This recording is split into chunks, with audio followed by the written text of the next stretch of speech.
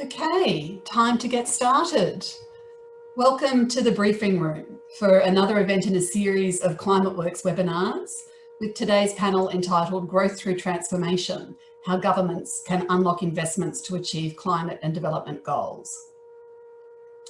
My name is Meg Argyriou and I'm the Head of International Programs at ClimateWorks, which as many of you know is an evidence-based independent advisory body committed to helping the transition to net zero emissions by 2050.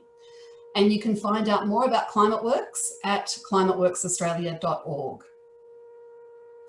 So I'd like to begin today by acknowledging the many participants joining today's webinar from locations across the world that have traditional owners and custodians. I'm currently sitting in the lands of the Kulin Nation, and I would like to acknowledge all traditional owners and pay my respects to their elders, past, present and emerging. I'd also like to welcome any Aboriginal, Torres Strait Islander or First Nation people that are joining our webinar today. And of course, a warm welcome to all participants who are sharing this time with us today. So just a reminder that those of you who've registered for the webinar via Zoom will receive an email afterwards with links to any resources that are mentioned in this discussion. So please check your inbox and your spam folder in case it ends up there. And today's session on growth through transformation follows previous webinars that have explored future trends and game changers in decarbonisation, in energy transitions, in hard to abate industry sectors, transport, the built environment and food and land use. And all of those webinars were also recorded just as this one will be. So you can check out our past webinars via the ClimateWorks website. And also feel free to join up to our mailing list so that you can be kept informed of future events.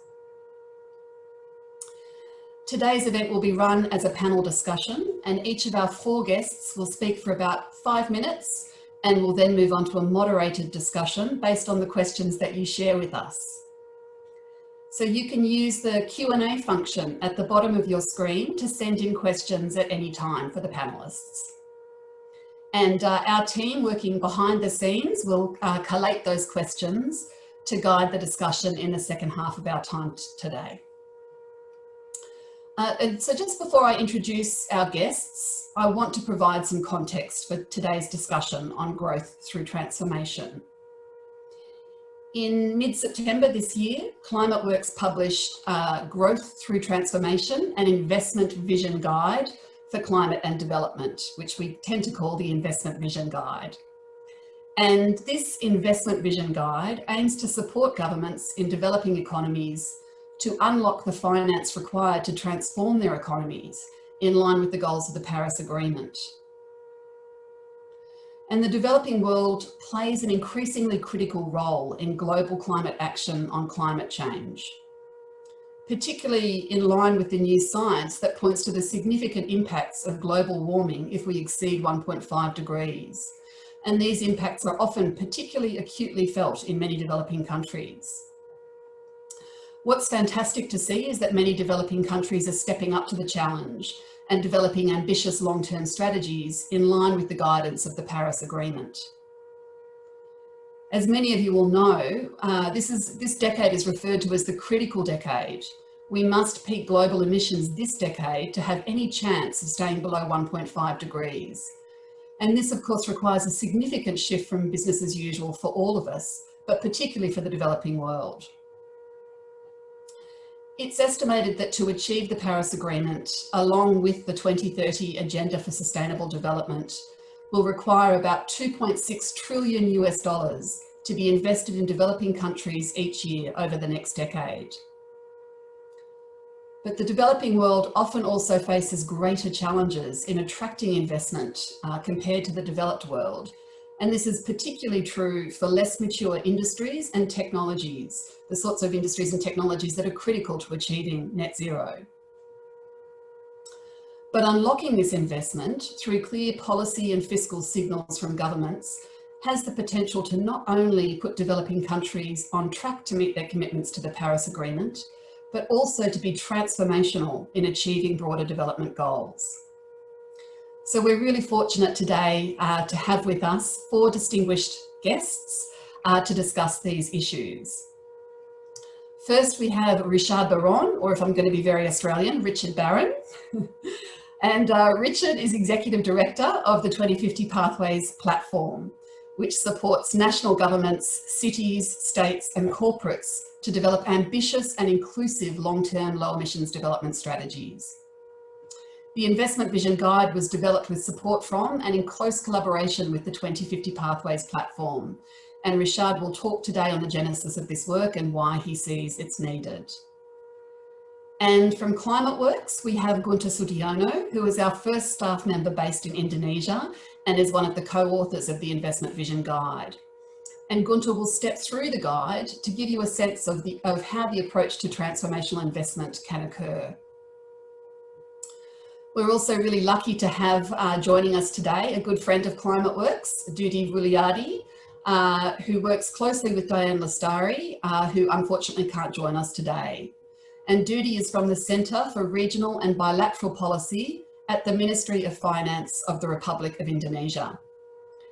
And today, Dudi will share insights on Indonesia's plan to develop a climate change fiscal framework, which addresses some of the actions that we recommend in the Investment Vision Guide for directing government resources to unlock transformational investment. And I just want to flag what an important piece of work this is. It aims to align government expenditure with Indonesia's climate goals. And this is critical for signalling where to direct private finance towards this same end. So I hope we have some Australian policymakers joining today who are taking note. And finally, we have Cecilia Tam, and Cecilia heads up the OECD's Clean Energy Finance and Investment Mobilisation, or CEFM program. And Cecilia brings a wealth of experience in areas related to unlocking investment for clean technology deployment.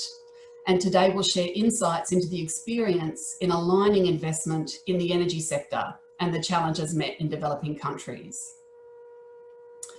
So our guests will each make some introductory remarks before we move to a panel discussion where we'll answer audience questions. So I'd like now to hand over to Richard. Richard. Thank you. Thank you very much, Meg, and welcome you all. Welcome from Paris. Let me tell you a bit about the genesis of the Investment Vision Guide. It emerged from an initiative called Deep Decarbonization Pathways Project, which was created in 2014 in support of in-country research capability to develop what was needed, i.e. long-term low-emission development strategies, which is an ask from the UN Paris Agreement on Climate. And it was meant to really explore future climate ambition towards net zero. As background, this has become an area of work that requires to take a global perspective. The EU, as you know, adopted a Green New Deal to combine its recovery with the objective of climate neutrality that has to be reached by 2050. And I guess people on this call will have heard of the announcements about China pledging to reach carbon neutrality by 2060. So the two largest economic blocs and major trade partners are set out to shift policies and infrastructure towards decarbonization. So for all countries now, the future of their low carbon development is very much part of a global evolution that will affect positively or negatively their ability to mobilize resources for the transition. So coming back to the DDP initiative as we know it and this work, the DDP approach is really about bringing to bear the physical reality of low carbon development over the long term, to foster concrete discussions among stakeholders, to let the trade-offs emerge, to question assumptions, and to bring out the best practice and the latest technical knowledge among countries that take part. So without going into technical details, the financial dimension has often been absent from these projections. The models can rarely go beyond the estimates of energy systems cost of the transition. So we wanted to fill this gap so that all this useful modeling work and long-term perspective could be made more useful to those on the financial side of this issue and help shift the trillions towards the net zero greenhouse gas developments. So ClimateWorks Australia started unpacking this issue. It actually went far beyond the call of duty because they see, and we agree, that finance cannot do this alone. It needs strong policy signals for the real economy to shift, to stop coal plants expansion, to deploy renewables, to build infrastructure for electric vehicles and bike lanes, to generate demand for low carbon industrial products, etc. But finance is, of course, critical to the success of the transition, and it needs policymakers' attention as well. This is particularly true for countries that are seeking support from multilateral and bilateral donors. So this is when countries need to turn to this work. The Investment Vision Guide is not your usual climate report. It is indeed a guidebook. It is an extensive checklist that fills the gap between long-term low-emission development pathways, as called for by the Paris Agreement, and what it will take to bring these strategies to life. In climate policy discussions, one is sometimes tempted to jump from an energy scenario to an investment pipeline. And the investment guide shows all the steps along the way, including in the policy space, without ignoring that there are gaps. There are at present no official guidelines to the development of long-term strategies. And this guide is certainly a major addition in that space, indeed a first of its kind when it comes to the translation from these strategies into actual transformation. In that sense, it is a great tool to begin a discussion that has not really happened yet between the financial sector actors and those in the climate policy space that are formulating long-term climate strategies. So there are reasons for this limited communication so far. The first one I already mentioned, the long-term strategies are long-term. It is then very hard to convince the financial sector to focus on 2050 outcomes and risks. There has to be an interpretation of what these long-term outcomes mean in policy terms today. This work shows us how to build that near-term picture, which will matter for investment decisions. I also think that finance ministers should engage more in long-term strategies because the transformation called for by Climate Challenge cannot happen without some adjustments. And they may be progressive, but adjustments nonetheless of fiscal regimes, which also won't happen without some increase in public expenditures. And some countries like Indonesia with us today have that vision already. The second reason for the limited interest of the financial world so far is that there are in fact very few long-term strategies that have been submitted, only 18 so far, the latest one being South Africa. But we expect about 50 to come out. So by that time, I hope the financial sector will pay more attention. And I believe that with more net zero or deep decarbonization commitments coming to the fore, more actors will turn to the LTS for details and on how this will come to reality. One notable exception to this is multilateral development banks, who have an interest in having countries formulate their long-term needs in alignment with the Paris Agreement. And so we really look forward to them coming in and drawing the financial sector more broadly into this.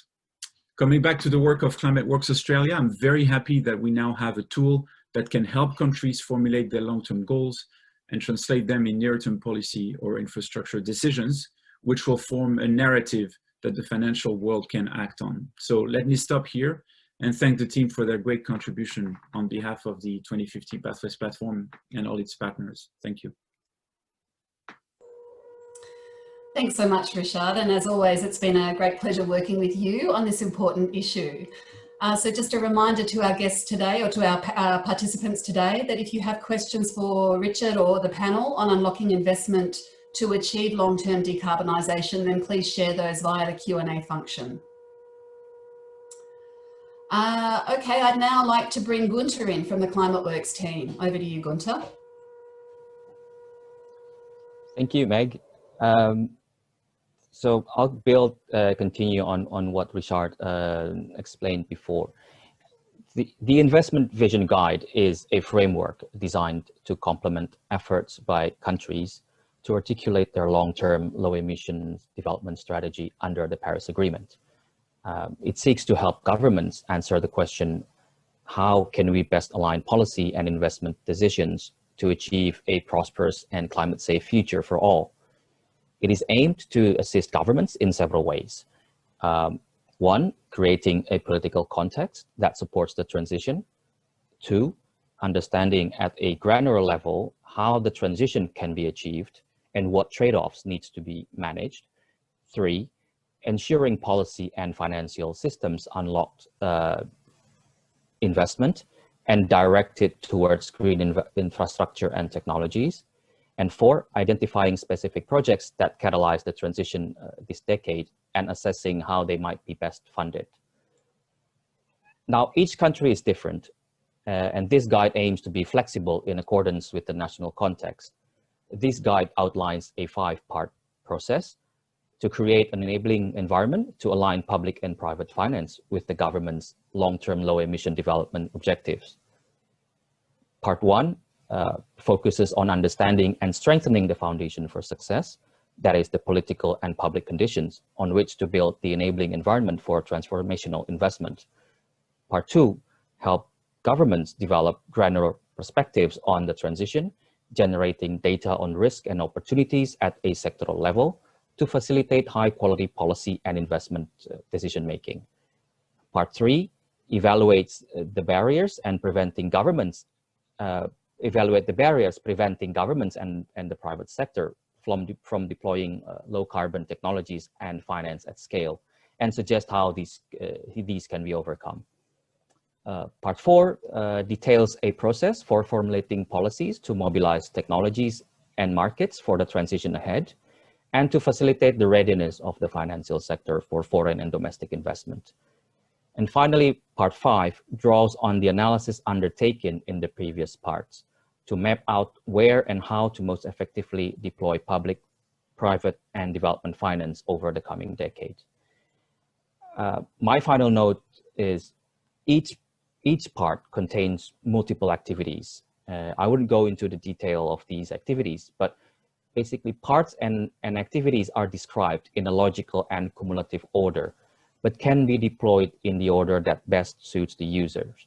This means users can choose whichever parts to embark, given the readiness and enabling environment existing in their countries. Thank you, Meg. Thanks very much, Guntur. So we'll include a link to the guide in the follow-up email for those of you who haven't had a chance to have a look at it yet. And it's light reading, it's only 150 pages. So I encourage you to take a look and also to share it with others in your network that you think would find it useful. Please keep those questions coming in using the Q&A function. And it's such a pleasure to have our next guest, Dudi Rulliadi from the Centre for Regional and Bilateral Policy at the Ministry of Finance in Indonesia. Over to you, Pak Dudi. Thank you, Meg. Thank you for the opportunity to share the current development in Indonesia on fiscal policy. So I would like now to tell about the current work of climate change fiscal framework, which is the fiscal policy and strategy to support and achieve Indonesia's sustainable development targets, mainly its NDC. I should also note that this is a work in progress, just started last month and will be completed in Q4 2021, so next year. But this is not a new strategic document. In 2012, the Ministry of Finance published Indonesia's mitigation fiscal framework, which identified funding and financing for the National Action Plan on Greenhouse Gases. So this is the Indonesia's previous pre-Paris Agreement target. So for now, the climate change fiscal framework updates the mitigation fiscal framework and broadens its scope to cover both mitigation and adaptation. And it will contain 5 chapters. The first one is identification and assessment of demand and supply of climate finance in light of Indonesia's NDC, development plan, low carbon development initiative, and supply from current projects and pipelines from public and private sectors. And secondly, it will project short, medium, and long-term need of climate finance from past records by identifying climate-related activities, spending in government units, target and actual, as well as variables that influence budgeting plan. And thirdly, from the first and second outputs, we will know how much from the state budget and from the private sector, and then it will describe the modalities and sources of finances, domestic and international, to fill the financing gap. And then after that, in chapter 4, the CCFF will also identify the strategy, identify and address institutional barriers as well, including the use of fiscal instruments to attract private investment. It will set out how fiscal policy could create and enhance enabling environment for private investment in climate actions, both mitigation and adaptation. And lastly, on governance, CCFF will address and design a governance framework to measure and tracking progress, i.e. policy coordination, monitoring and evaluation of climate finance. And with CCFF, I think Indonesia will have its first comprehensive climate finance strategy, closely tied to its international commitments and low carbon development initiative. I stop there, Meg. Thank you. Thanks so much, Pak Dudi. And just for those who aren't familiar with Indonesia's low carbon development initiative, I think it's worth flagging what an important piece of work that is. I think it might be almost a first of its kind, possibly a first of its kind, in terms of showing that the best trajectory for Indonesia's economic growth is a low carbon one. So an incredibly important piece of work, and excellent to see that the government is aligning its work on the climate change fiscal framework with that document. So please keep your questions coming in via the Q&A function. I'd now like to bring our final guest in, Cecilia Tam from the OECD's Clean Energy Finance and Investment Mobilisation Programme. Over to you, Cecilia. Thanks very much, Meg. And first of all, I'd like to thank you and ClimateWorks for inviting me to join the discussion today, and to congratulate you for the release of your investment vision guide. This framework aligns very well with some of the OECD's work on financing solutions for overcoming investment challenges around climate change. The analysis that we've done really shows that with the right policies and incentives in place, notably around strong fiscal and structural reform, combined with coherent climate policies, governments can generate growth that will significantly reduce the risks of climate change, while also providing near-term economic, employment and health benefits. We feel that climate-compatible policy packages can really increase long-run GDP. And in particular, just quickly, I'd like to highlight one particular OECD report that I think fits very well in terms of our discussions today about how governments can align policies with the climate challenge. And that's the OECD's Financing Climate Futures report. This particular analysis sets out a transformative agenda of how governments can address the climate challenge through really focusing on 6 priority areas. These cover long-term planning, innovation, public budgeting, cities, resetting the financial system, and rethinking development finance. And through focusing on these areas, we can really align climate finance and long-term infrastructure to finance to help drive this transformation that we're all talking we need. And what I'd like to do is just go a bit deeper on 3 of these areas, looking at the financial system. How can we really set up the right conditions for green finance and help improve efforts to improve transparency? We see a lot of momentum at the moment around disclosure requirements across governments, but also being driven by the finance sector themselves, with many institutional investors and central banks, financial regulators pushing this move towards enhanced transparency. We are seeing, encouraging signs that the financial sector recognizes and is taking action on trying to better evaluate and align climate risks within not only their portfolios, but also their future investment strategies. But they do lack today the right tools to really help make those right evaluations and identify the long-term investment portfolios that will align with Paris. And tools such as the ones the OECD have been developing and yourselves will, I think, contribute to that discussion. If we look at what our program seeks to do, which is really to support major emerging economies attract more private finance, I'd like to highlight a couple of priority action areas that are really needed if we are going to achieve our long-term clean energy transition goals. Governments will really need to ensure that the policy frameworks and regulations that they set are clear, transparent, and predictable. This is central to attracting private finance and investments to really enable the clean energy transition. Without that long-term predictability and transparency, private investors are really not going to be making those investment decisions, where we all know there are a lot of very attractive opportunities, particularly in the renewable energy and energy efficiency space. But unfortunately, in many parts of the world, the policy environment just isn't conducive to making those investment decisions.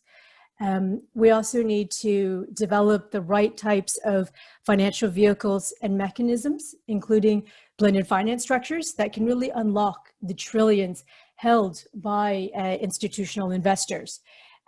We see, talking to our investor network, that there is a lot of interest in investing in the clean energy transition among asset owners and asset managers, particularly pension funds. But many of them cannot invest directly in projects in emerging economies, and therefore we really need to work together to develop the right types of investment vehicles that would allow them to accelerate those flows of funds that we'll need for both sustainable infrastructure and, in particular, where my program focuses on, for the clean energy transition, really at the scale that's required. These types of investment vehicles really need to be able to meet not only funding structures for very large projects, but also some of the small and medium scale projects that are really characterize some of our renewable as well as energy efficiency projects that are going to be needed for that clean energy transition.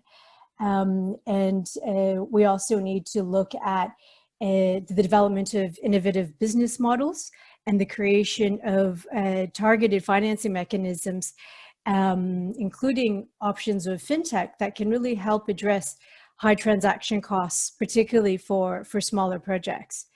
And finally, just a final word around the need to develop coherence around sustainable finance taxonomies around the world.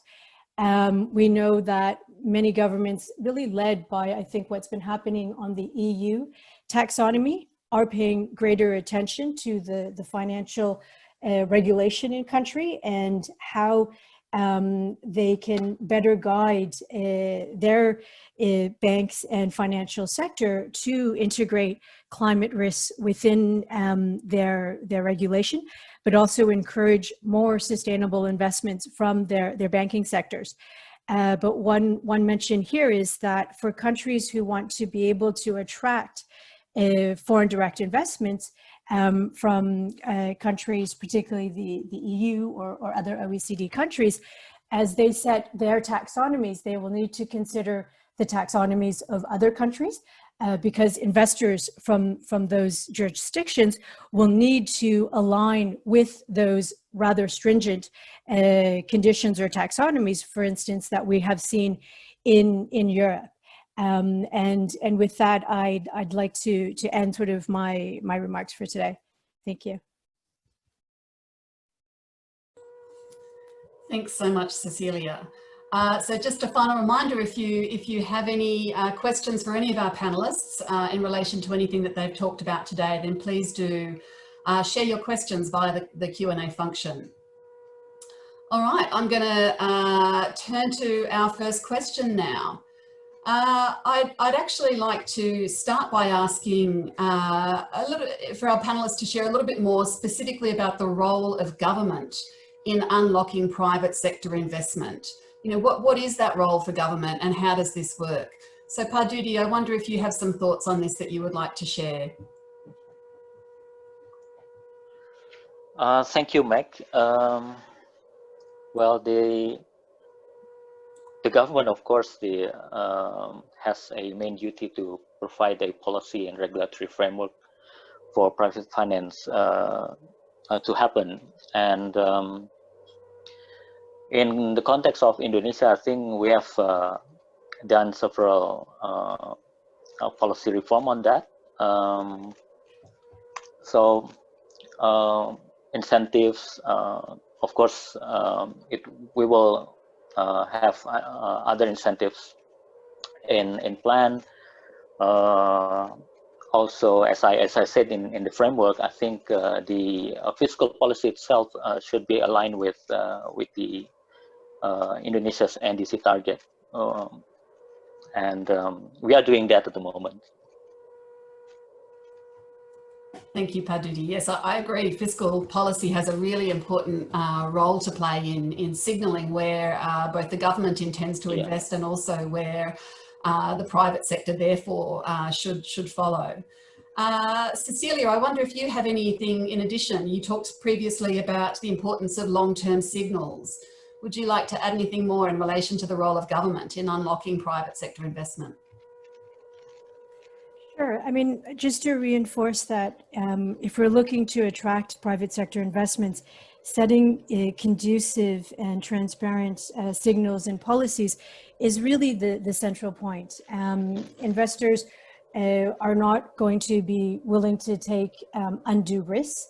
The risks that they will be looking for are those that can be managed. And if there's too much uncertainty in terms of the policy frameworks, then the risks will require extremely high returns. So if our objective is to try to minimize the costs of achieving and addressing climate change, then ensuring that the right type of policy frameworks that can ensure sort of stable and predictable cash flows will be required to provide investors the right type of certainty. So just to make that a little bit more concrete, different types of investors will be willing to absorb different types of risks, but they need to be able to manage those types of risks. So if I'm a project developer, you know, I'm very well set up to take construction risk because I know how to develop projects. But if I'm an institutional investor, I probably are not going to be open to doing that type of risk. So, you know, we'll need to structure projects and financing vehicles to really fit the type of investors that we're trying to bring forward in terms of the technology development. So as projects enter the operational phase, you see a wider range of investors who can see steady cash flows coming in and being interested to investing and taking those projects. But if we see policy uncertainty, governments who sort of zigzag between policy frameworks, rules, tariff structures, and so forth, these types of risks are really areas that investors will not be willing to accept. So they'll be looking for countries' investment opportunities with stable and predictable policy frameworks, as well as reasonable track records of maintaining that consistent and predictable policy. Excellent. Yeah, critically important that governments is playing a role in creating that long-term certainty, as you've highlighted, to adapt to different risk appetites for different types of investors. We might move on to another question unless someone else has something that they urgently need to contribute. Yeah, just to step in on that one real briefly, I think another area where governments can really unlock investment is through public procurement. The governments have signed the Paris Agreement. They need to start walking the talk and lead by example. And I think this can put the whole value chain into gear. If you think about public vehicle fleets to promote electric vehicle, or about low carbon buildings, of which governments really amount for a significant share of demand. And a lot of countries are starting to move in this direction. And I think this is setting, the banks and then the financial sector towards answering those types of new demands. Fantastic. I think that's such an important point around the role of public procurement in creating the right market conditions and the right expertise domestically to allow those industries to grow. We have a question here related to the role of the private sector in enabling the uptake of clean energy and efficient technology. And I think in particular around how that financing can ensure that social inequality is not exacerbated. So perhaps I might throw to Cecilia here first. I think you talked a little bit about the importance of ensuring that we consider the sort of broader co-benefits as well in energy investment. Would you like to respond? Sure. So I think, in a lot of the work that we're doing at the OECD, when we're looking at addressing or investments around climate change, we often focus a bit too much on just the absolute investment costs of certain things or the additional costs. And in reality, we don't consider sort of a more comprehensive evaluation of the other sort of broader benefits or well-being in some of our in some of the investment solutions. And this also needs to be considered in government policy setting and in priority investments. And we also need to consider the health benefits of addressing air pollution. For example, we've seen in many studies that actually cleaning up our airs will save us significant amounts in public health budgets. We also have to look at how some of the transport solutions will improve the quality of lives, because we address the usual sort of obstacles around heavy traffic in cities that actually results in a lot of our air pollution and air quality issues. So as we look through some of our climate solutions, we need to consider sort of the broader benefits of some of our mitigation actions as well. Thanks, Cecilia. And Guntur, I might just invite you to contribute some thoughts based on the work in the Investment Vision Guide. Yeah, thank you, Meg. Excuse me. There is a section in the Investment Vision Guide, particularly in Part 2, Activity 4, which specifically mentioned the needs to link sectoral pathway to the SDGs. So as one of the activity in the Investment Vision Guide is to develop a specific pathway for the sectors that the government sees they want to prioritize. And it is mandatory we urge in the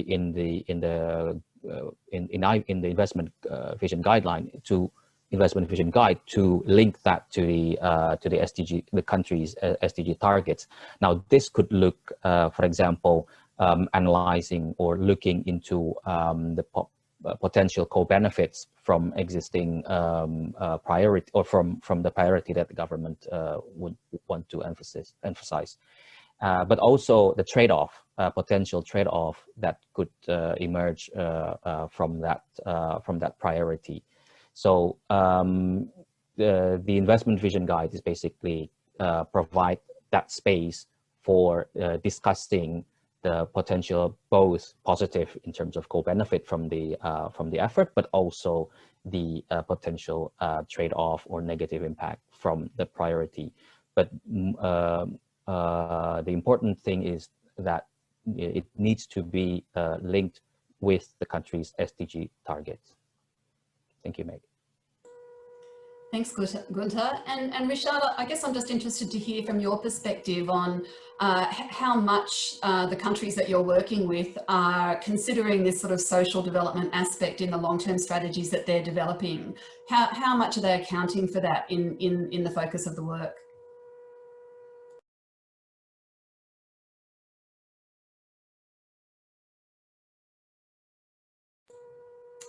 I think Richard has frozen. Can you hear us, Richard?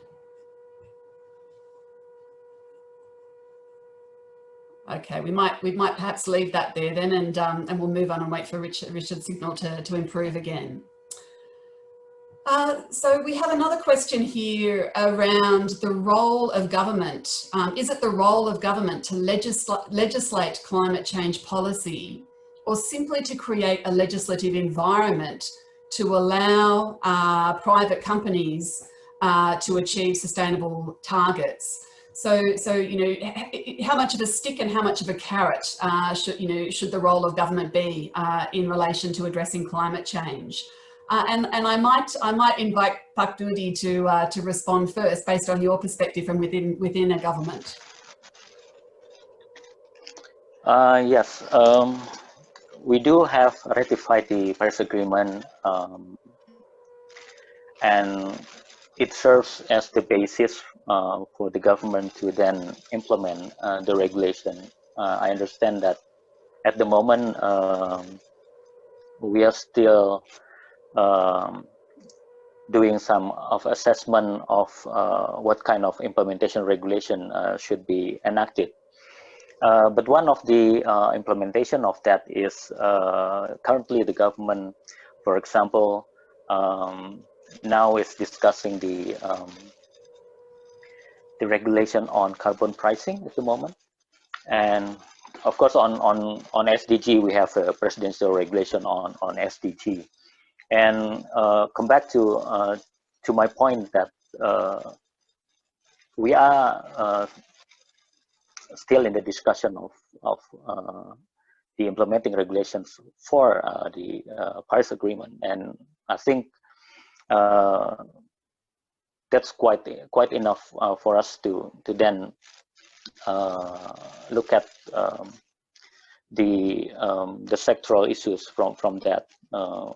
I believe that by measuring other regulation against the Paris Agreement, that there's so much to be done from that.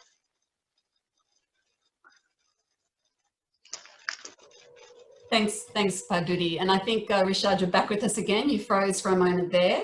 But I might just throw to you and get your perspective on, you know, in terms of this idea of unlocking private investment, how much stick is needed from government and how much carrot? So how much of it should be legislated and mandated versus, you know, create the enabling environment and step back and let business do its thing? What do you think the right balance is, given how critical, you know, the pace of change is that's required?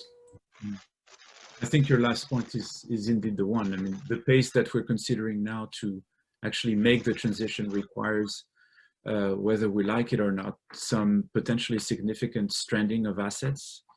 So governments will have to take a lot of courage to actually drive policies to say, this is no longer acceptable as a business practice. Not to point a finger and to make accusations, but certain things are now going in the wrong direction. And so policy signals have to be fairly strong to tell the investment world as well that this is no longer where they should put their money, because something is seriously at risk if they do so.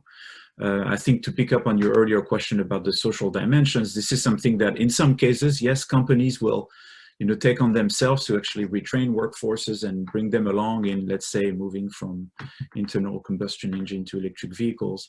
But there has to be certain measures that are taken to make sure that, you know, the communities, when this is not happening in industries themselves or industries have to close, that the communities are really appropriately taken care of. And to us, it's difficult to envision governments not taking the central role in that particular space. Since Pak Dudi was talking about carbon pricing, this is, for instance, an area where, in fact, there has to be some thinking through how progressive that is, and what do you do if you want to offset some of the negative impacts on the less advanced segments of society. You know, what sort of transfers you organize for this. We've seen that this has been difficult in a lot of places, And because, as you said, of the emergency of action on climate now, these considerations are very important to make sure that the policies are sustainable and socially progressive. Thank you. We have a question here in relation to China. So of course, this is very topical. As I'm sure all of you, I hope all of you know, who are listening today, that China made a huge announcement and an unexpected announcement, I would say, 2 weeks ago in relation to its intent to achieve carbon neutrality by 2060. So that obviously, it's already making significant investment in renewables, but this is obviously going to scale up really quickly. And so the question actually relates to how much of this ambition do we think will then filter through to their Belt and Road initiative, which many of you will know is, sort of a strategic investment initiative by the Chinese government, often supporting infrastructure development in developing countries. So I guess how green do we think the Belt and Road is likely to become as a result of China's announcement? And Cecilia, I might see if you have some thoughts on that initially. Sure. I mean, I haven't really been focusing a lot of my work on the Belt and Road or China's involvement, but what I can say based on my past experience is that, if you look at the clean energy space, China has played, a critical role in driving down the cost really from the scale of manufacturing. They are one of the leaders in many technology areas. And when we do look at sort of tracking of progress on clean energy deployment, whether it's solar or wind or whatnot, electric vehicles, the Chinese numbers, if they're not the top, they're going to be number 2 or number 3. So I think they do have an interesting opportunity to really play a big role in helping to deploy low carbon energy technologies. And I think there is the opportunity, and China has talked about trying to green their Belt and Road initiative. But to be perfectly honest, at the same time, they continue to sell fossil technologies to countries. So they are still commercializing coal plants in Southeast Asia. So it's a fine line to really, and to be perfectly honest, it's difficult for us to really say whether they are going to be doing only green Belt and Road, or if it's going to be, or what that balance between the different technologies that they are going to be commercializing. But I would say that in the last sort of decade and a half that I've been working and involved with China efforts and following that, we have seen some really impressive signs from the manufacturing perspective of solutions, whether we're talking about renewable technology offerings or efficiency on large industrial complexes, improvements even in fossil technologies coming out of China. So it's an area to watch, and hopefully this commitment to make to be sort of carbon neutral by 2060 will also mean that we will see more low carbon solutions coming out of China that can be for the sort of broader global benefit, because we have already seen drastic cost reductions as a result of that scale manufacturing. Fantastic, really interesting insights. And I know Richard has something to share on this as well. Richard, over to you. Yeah, I think we could very much reverse the question back to countries to say, are they equipped to actually express the demand that they have for their infrastructure? And I think this is where the work on long-term strategies and the investment guidebook comes into play, is to give them an opportunity to say, this is what we need for our climate ambition, so that when foreign investment comes, they say, well, we're sorry, for power generation, we will need large solar plants and grid reinforcement. We don't need a 5-year lead time coal plant that is more expensive than this. So it is about empowering countries to actually make those demands.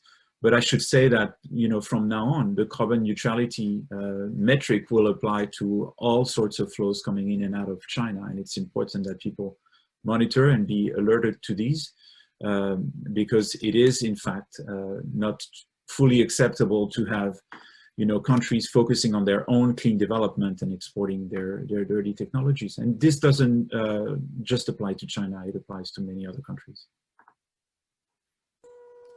Thanks, Richard. And funny you should mention that, because actually ClimateWorks has a piece of work in the pipeline focused specifically on equipping countries with that capacity to help guide investment.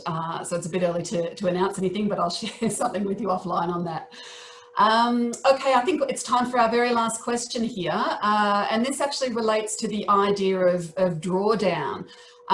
You know, and I think I might throw this to Dudi initially. How much of the focus of the climate change fiscal framework will focus on actions related to natural landscapes, you know, and their ability to sequester carbon? How well covered will that be in the design of the climate change fiscal framework?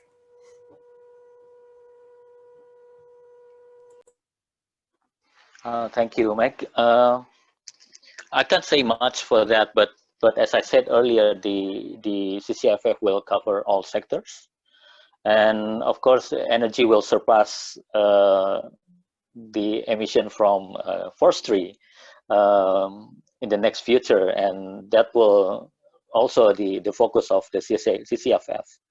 And as you know, the energy is the area where private sector is interested in most than others. But as CCFF will address both mitigation and adaptation. Excellent, thank you. And you know, I know that Indonesia is currently in the process of developing its long-term strategy, and we know through our work with the team, the DDPP team, who are supporting that work, that there is a strong focus on agriculture in that analysis. And I wonder whether, just to throw you on the spot, whether Guntur or Richard might have something to contribute about that, because it is quite ambitious. No, real quickly, I think from an analytical standpoint, because we're envisioning massive transformations of energy systems, food systems, and agriculture, that we need to have a fairly precise picture of what this means when you have a growing population. You need more food, you need a shift towards bioenergy for climate reasons, and at the same time you want to preserve sequestration. And these things create some very complex nexus that one can look into, but has to look into very precisely, and then put out for discussions among the stakeholders, those landowners, the agricultural sector, those who seek bioenergy as a solution to their problem, to see if there's space for everyone there. Not to mention the possibility that other countries might look to countries like Indonesia or Brazil for sequestration, because they themselves may not be able to have net sinks. So this is where this work is really important, because everybody could push in the same direction and end up in a fairly unsustainable scenario from that perspective. Excellent, and such important work in solving climate change as well. And I think anyone who's joined into many of ClimateWorks webinars would have heard our one on food and land use futures, which is part of this global initiative that Richard has touched on, and also the Indonesian team are involved in. So really exceptionally important work in solving the other piece of the puzzle. How do we get the carbon back out of the air? So we are at time in terms of questions. I'm sorry, I can see we haven't actually gotten to all of them. There was quite a few more that came in afterwards. So thank you to our audience for sharing those questions. Please keep an eye on your emails. As I mentioned, we'll be sharing some resources from today's session, including a full recording of this event, which you're very welcome to share with others who you think may be interested. And of course, you can check out our previous webinars and also join our newsletter to register for future webinars that ClimateWorks will do. And so I just wanted to thank our 4 panelists today for our excellent discussion. So Cecilia Tam from the OECD, Richard Barron from 2050 Pathways Platform, and Dudi Rulliadi from the Centre for Climate Finance and Multilateral Policy at Indonesia's Ministry of Finance, and of course ClimateWorks' very own Guntur Sutiyono. I'd also like to thank our back-end team who've done an excellent job today, switching the images and the speakers around, keeping us all on track. So thank you particularly to Sophie and Lil behind the scenes. I'd also like to give a quick shout out to Guntur and my co-author in developing the Investment Vision Guide, Aisha Reynolds. So firstly as a co-author, but also in terms of her tireless and endless work in promoting the Investment Vision Guide. And equally importantly, I'd like to thank everyone who's joined us today from wherever you are around the world. And we particularly appreciate those of you, such as Cecilia and Richard, who've joined us very, very early in your own time zone. So a special thanks to those of you who've managed to do that. And hopefully we'll see you all again very soon. So thanks everyone. Goodbye. Thank you. Thank you. Bye-bye. Thanks very much. Bye. Thank you.